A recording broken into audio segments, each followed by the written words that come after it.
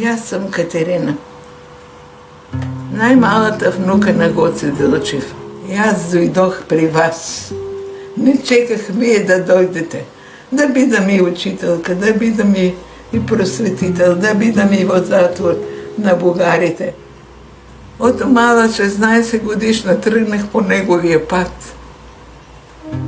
Следех всекоя негов чекор. Само вие дори не разбрахте, от и аз съм жива.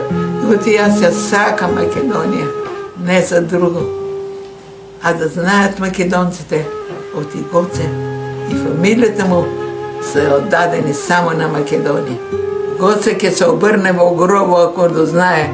Затова чувайте го, чисто името. Немой некой да го присвояват, а било на тоя, било на оне. Чувайте го тия зборове на Гоце и за Македония, и за цял свет, кой знае да чита истинските зборове на един прекрасен човек, отдаден, наследил свой народ.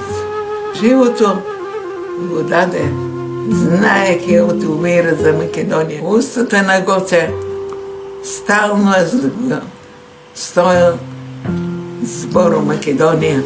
За него бил готов да умре и така направи, да се чува Македония, защото македонец по-добър, по-честен немала е. Браки и сестри, вечно да биде Македония.